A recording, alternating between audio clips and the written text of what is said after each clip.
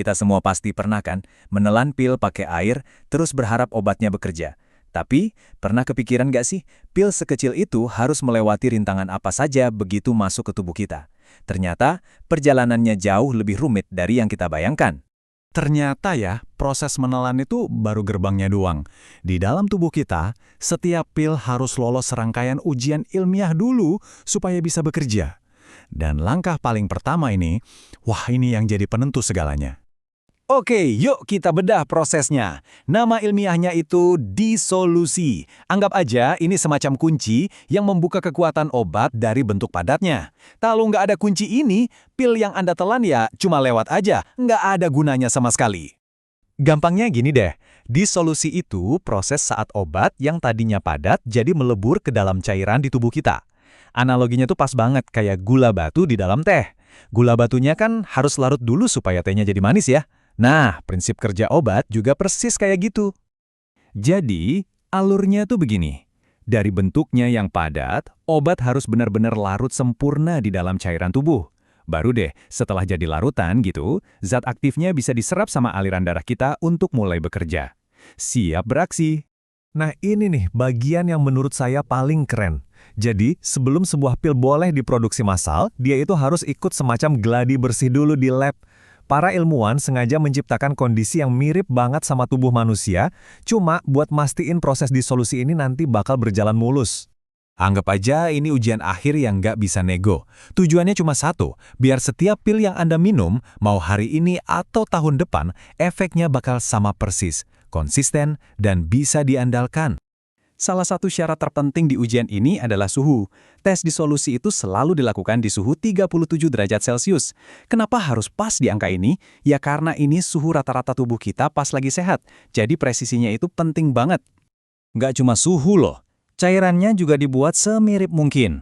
Para ilmuwan pakai larutan yang meniru kondisi super asam kayak di lambung, sampai yang lebih netral kayak di usus.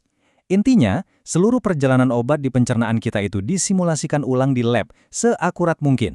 Dan ini makin nunjukin betapa detailnya pengujian ini. Ada alat-alat khusus buat tiap jenis obat. Beda obat, ya beda juga alatnya.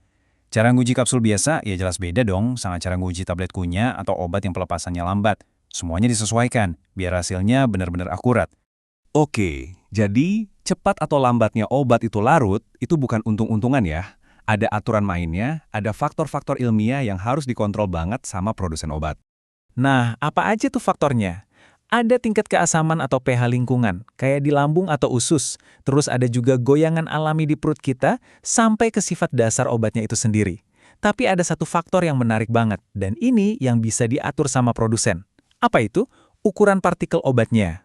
Logikanya sebenarnya simpel banget. Coba bayangin, Anda ancurin satu tablet jadi bubuk halus. Nah, partikel-partikel kecil ini kan kalau digabungin, luas permukaannya jadi jauh lebih besar.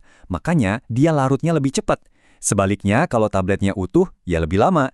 Nah, dengan mengatur ukuran partikel inilah, produsen bisa bikin obat yang kerjanya ngebut, atau sebaliknya, obat yang ngelepasin kekuatannya pelan-pelan seharian.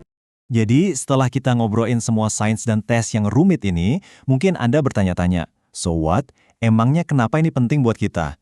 Nah, jawabannya ada di tujuan akhir dari semua obat yang dibuat. Semua ini muaranya ke satu kata kunci, bioavailabilitas. Ini istilah ilmiahnya tapi artinya simpel kok.